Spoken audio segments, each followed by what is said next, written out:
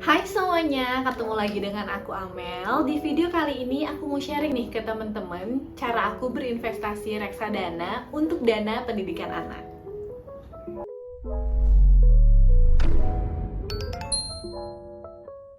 Di video sebelumnya aku udah sempet sharing ke teman-teman bagaimana caranya mempersiapkan dana pendidikan anak sejak dini dengan cukup detail. Buat teman-teman yang belum nonton videonya, bisa tonton dulu videonya di sini ya. Nah, kali ini aku mau sharing lebih detail tentang bagaimana cara menghitung dana pendidikan anak dan juga investasi apa yang aku jalanin saat ini. Aku mau sharing tentang cara menghitung dana pendidikan anak jenjang SD ya.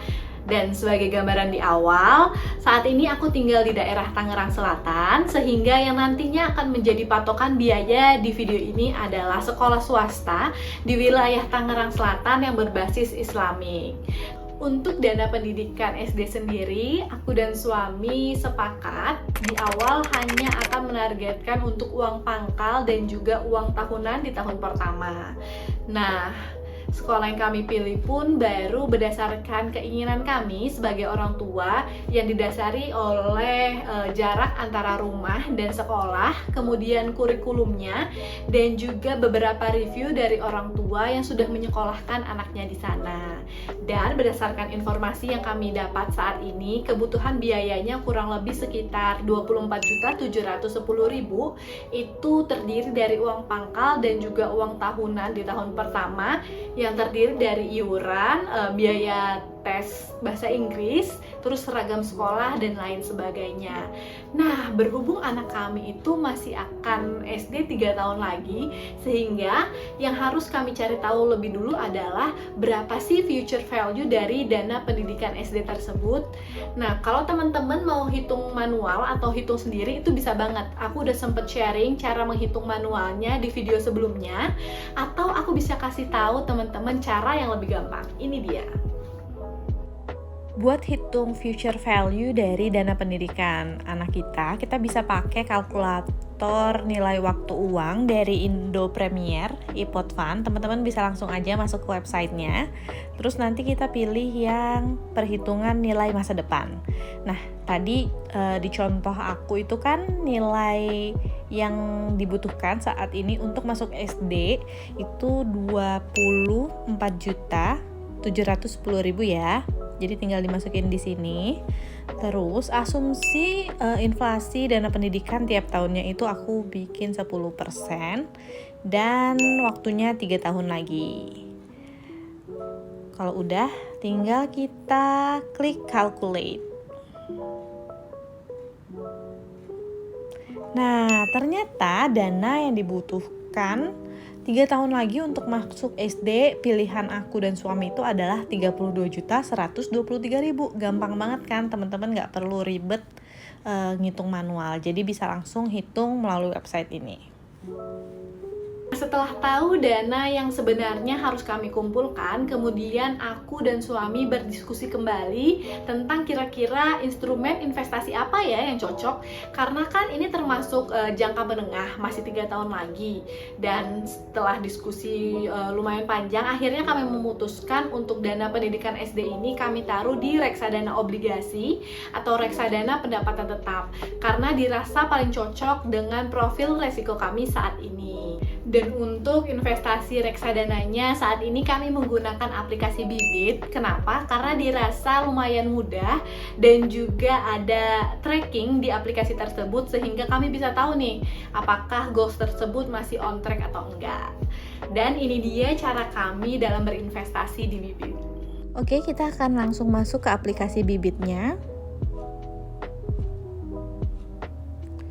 Terus di sini kita bakal mulai bikin tujuan keuangan yang baru. Kita ke bagian portfolio, terus klik yang buat baru. Nah, terus pilih nih tujuan investasi kita itu kan dana pendidikan ya, pilih pendidikan. Terus di sini kita bisa bikin nih nama portfolionya, misalnya dana pendidikan SD.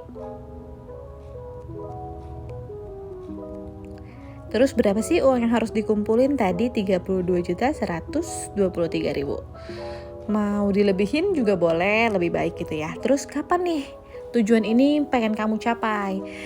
kan memang tahun masuk anak aku itu tahun ajaran 2025 ya. Tapi yang harus kita ingat, kalau pendaftaran sekolah itu gak di tahun ajarannya, tapi biasanya 1 tahun sebelum sekitar bulan Oktober, dan untuk pembayarannya biasanya di November. Jadi aku bakal set di tahun 2024, terus pilihnya di bulan November. Oke, kalau udah kita langsung klik lanjutkan. Nah, di sini kamu bisa pilih nih, mau ikutin investasi sesuai dengan robo advisor-nya Bibit atau pilih reksadananya sendiri. Kalau aku bakal pilih sendiri ya, karena udah tahu bakal pilih reksadana obligasi, terus Sukor Invest Syariah Sukuk Fund. Aku udah pernah bikin nih kenapa aku suka banget sama reksadana ini. Teman-teman bisa cek ya di video aku sebelumnya. Ini mau investasi langsung boleh, atau ya udah kita close dulu. Nah, di sini kelihatan ya. Jadi ada 2 pilihan nih untuk investasinya, bisa investasi sekarang atau set nabung rutin. Jadi nanti dia auto debit gitu tiap bulan.